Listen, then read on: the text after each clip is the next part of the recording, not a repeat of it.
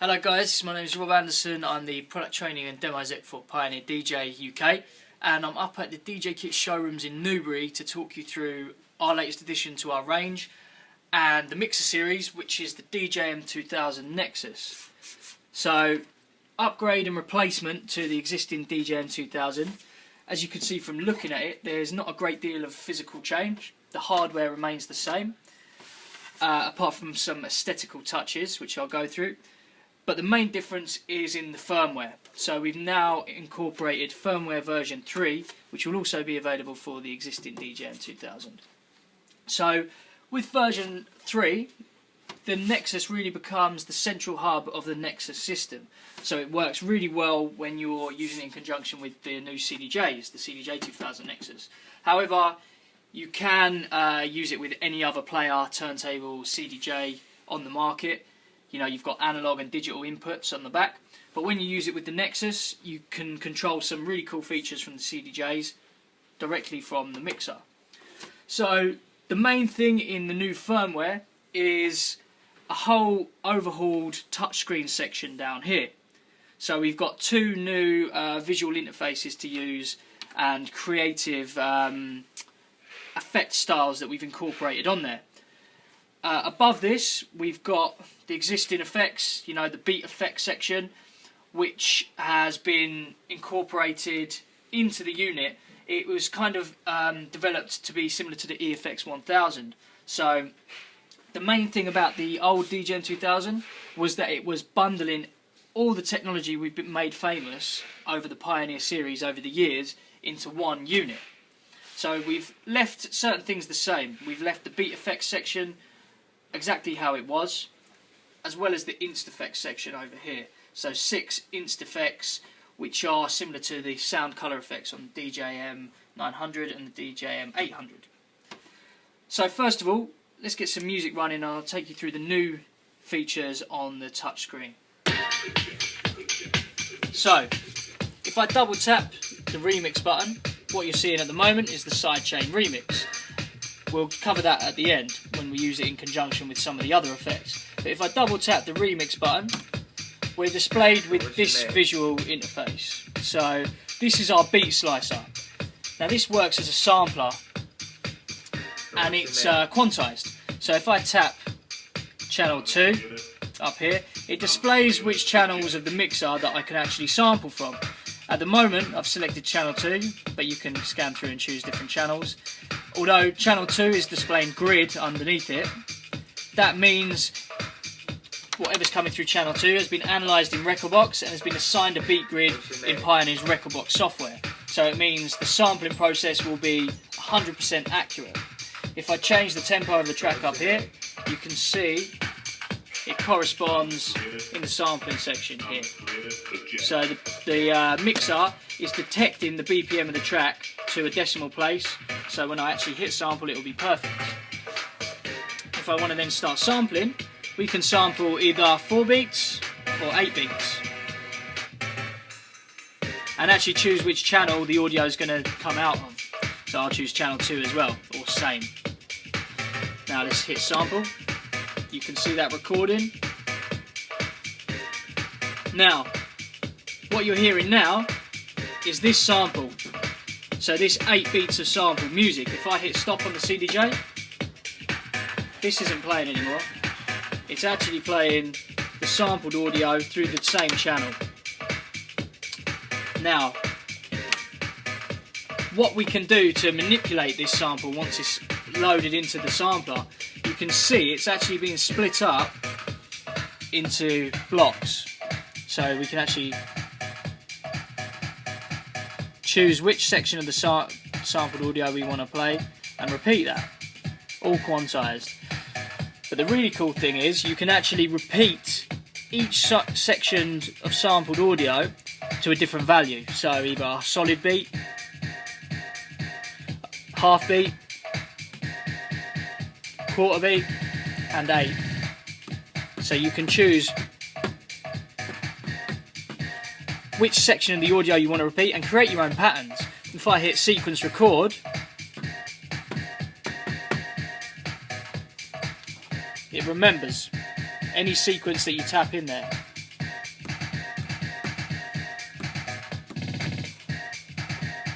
well as the mute button at the top.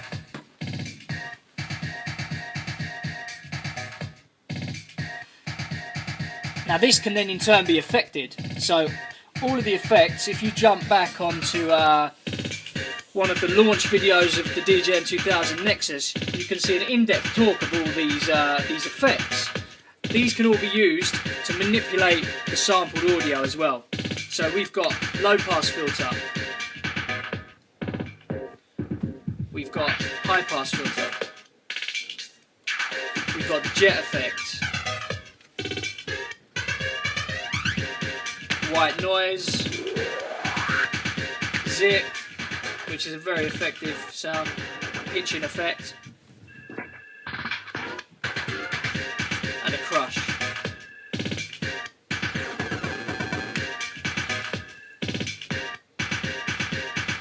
So let me talk you through the new sections of effects that we've incorporated into the touchscreen technology down here. So we've got some new visual interfaces and tactile performance tools that we've put in here. So I'll talk you through the new ones and then explain how to use them with some of the existing effects. It's audio running through channel 2. So if I tap the remix button on here, this interface is the sidechain remix, an existing feature on the DJM2000 from the DJM2000. If I tap that again, it displays us with this GUI now. So this is our beat slicer, and a really cool performance tool that we can use in a number of ways. Now, it's a sampler, so first of all you want to choose where you're sampling from. So if I tap this source select up here, we can either sample from any of the channels. So I've indicated channel 2, and underneath channel 2 it indicates that it's detecting a beat grid, meaning that the audio coming through channel 2 has been analysed on rekordbox and is being played on a USB from the CDJ. This means that the detection, the BPM detection you see in there, will actually be will correspond to me slowing down and speeding up the CDJ. So it'll be perfect, you know, detecting the BPM to 1 decimal place like you're seeing on there. Now as soon as I hit on, this will start to sample. Either 4 or 8 beats, depending on what you want to choose. Let's hit sample. Now, you can see that recording during the breakdown. Now you can hear that being repeated. And the reason that's overriding the audio of channel 2 is because in the settings I've chosen it to come out of the output channel the same. That can be sent across the mixing desk. You can send it to channel 3, have it out of its own independent channel, or the initial source deck. So at the minute it's overriding the original source, so you could even stop the CDJ and you'd still hear the audio coming through. So it kind of frees up that deck if you wanted to throw in another audio source from the same CDJ. But the really cool feature about this is we can now manipulate this sampled audio. So the DJM2000 splits it up into segments, so it's into beat segments. And you can hear that as I touch each one. You can also choose to repeat whichever section of audio to a different amount of value. So to a whole beat, to a half beat, all quantized, to a quarter beat, or 8. And you can do that with different sections of audio. Now if you hit sequence record, you can actually create patterns and it will remember it.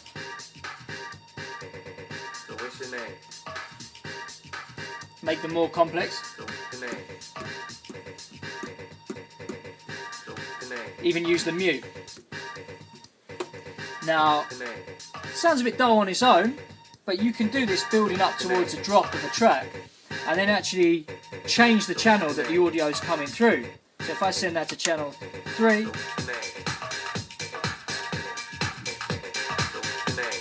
I've actually got the sampled audio coming through channel 3 on its own and the original audio coming through channel 2.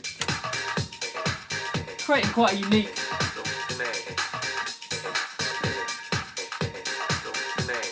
audio sound. you know, it's just allowing you live remixing on the fly. Now, I can manipulate this further as well using the sound colour effects, or the insta effects I should say.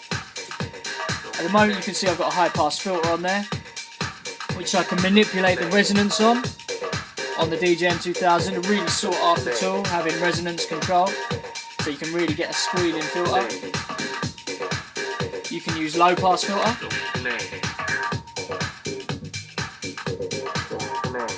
You can use the jet effect, or any of the insta effects. Zip is a really nice effect. If you turn the EQ down, zip pitches it down.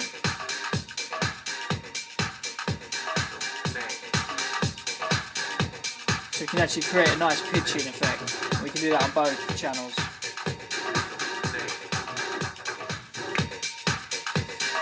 But where it really comes into and starts to get creative is when you use the beat effects in conjunction with this as well. So if I focus on just the sampled audio and take the original source out, I can demonstrate how to incorporate the beat effects section with, you know, whatever track or whatever channel you want to manipulate. So I'm using just the sample, so I'm going to jump to channel 3, which is where I've sent the sampled audio from the touchscreen.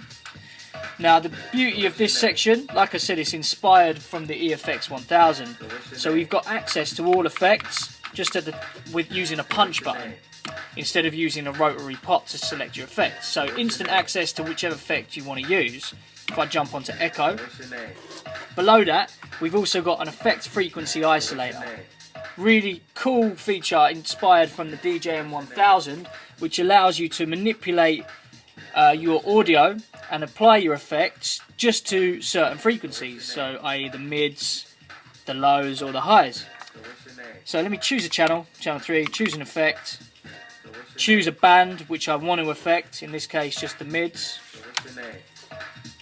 Choose a beat parameter. You know, you've got these white backlit beat parameter controls here. Turn the effect on and then bring in the level depth.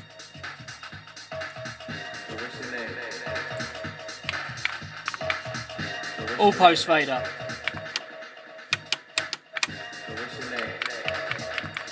And then you can sort of tease in whichever frequency it is you wanted to bring in, the highs.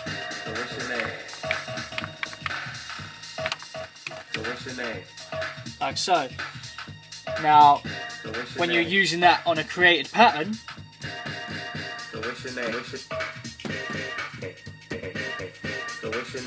put some high pass filter on it, bring in the original audio.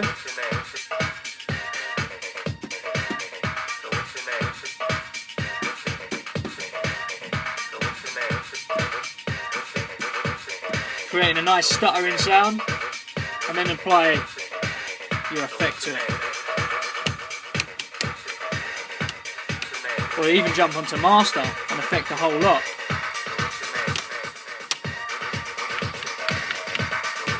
And that's just demoing with the echo. The effects on the DJM2000 are as equally powerful as the DJM900, so you've got quantized beat effects as well, which means if you're applying to a track that's running a beat grid similar to the touchscreen technology I showed you a minute ago on the slicer, if you've got an echo running through, or any effect for that matter, the effects will also detect the BPM of the track. So speeding down or slowing up with it. You can hear the echoes really speeding up or slowing down. You can just feel safe in the knowledge that the beat effects and the sampling technology is locked to the BPM of the track. Some other popular effects featured on the DJM2000 are reverb, which you can apply to just the mids and the highs to avoid it being muddy. Using conjunction with a filter.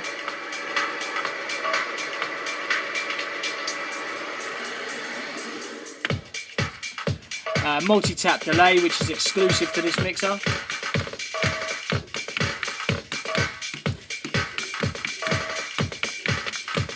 They're just being applied to the mids and the highs, although you can bring in the lows as well.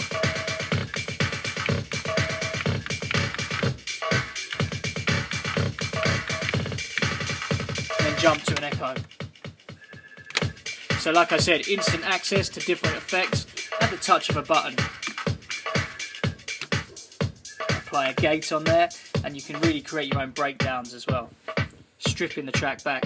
Now, anyone who's ever used the DJM2000 as opposed to the Nexus will hear the difference in the algorithm that we've incorporated on this.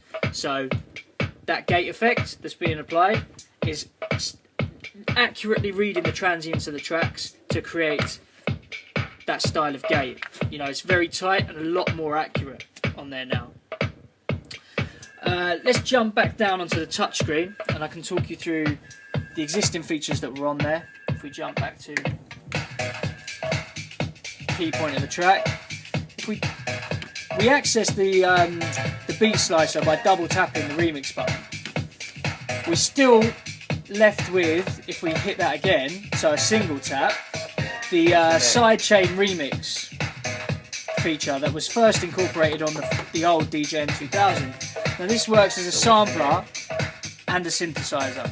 So similar sampling technology, although we've got an XY pad here, which when you turn the effect on, will actually read the peaks of the track and create a drum pattern over the top of that track, reading the rhythms of the track that's coming through.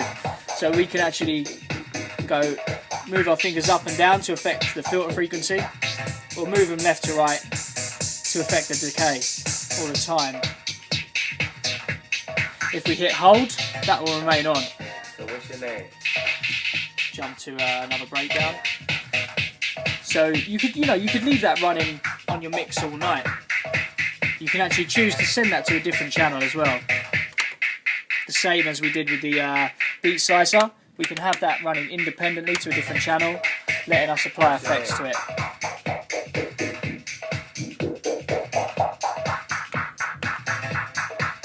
So what's your name?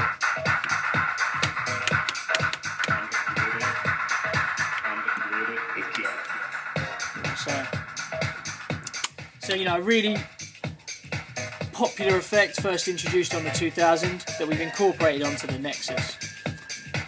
Frequency mix. If we hit this central button, frequency mix, instead of using one central crossfader, we've actually got access to 7 crossfaders, provided we turn the frequency mix on. So this actually gives us crossfader control over our bass, our mids, and our highs. So at the moment I'm crossfaded into silence as there's nothing on channel 3. But you can see as we start to tease in just the mids or highs to different values, you can really get creative in the mix and choose which specific frequencies other than lows, mids or highs you want to bring in. And you can reset it just by sliding your finger down the middle.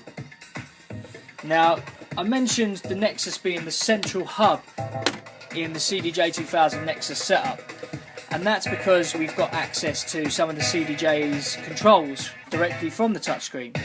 If I hit the MIDI button, the first page we see now is this control feature.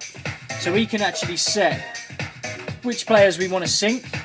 So if I actually hit the sync on and off here, you can see on the CDJ, player 2 is actually turning itself, I'm controlling it from the mixer. I'm turning that on and off up there. You can also set what you want to be the master as well. So you can either have the player to be the master, which is default, player 2, as you can see up on the CDJ. Or you can set the BPM from the mixer and actually sync up the CDJs to the mixer's clock. So if I hit mixer and then hit sync, I'm now controlling the CDJ's BPM directly from here. So I can speed it up. So what's your name? You can see on the CDJ that's actually in turn speeding up. I'm the creator of Jazz.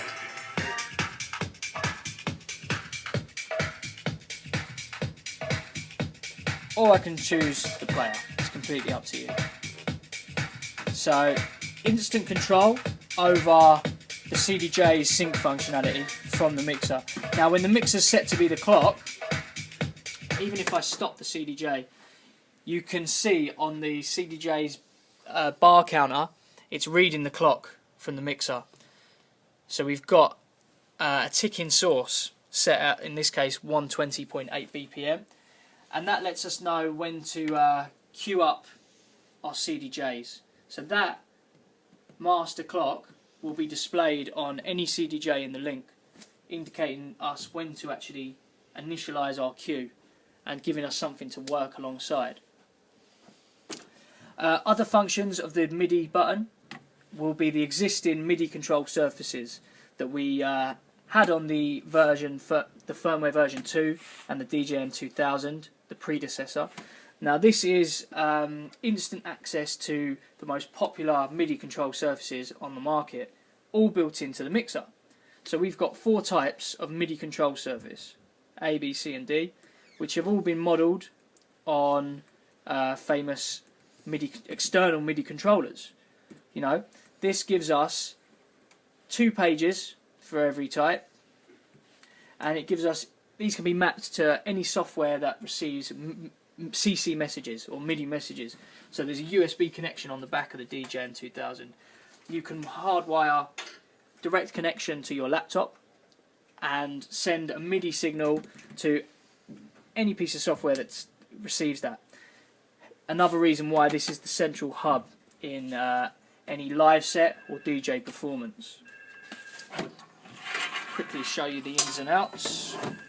So the same as the predecessor, we've got 4 lines, 4 pathways running into there, or 8 pathways across 4 channels.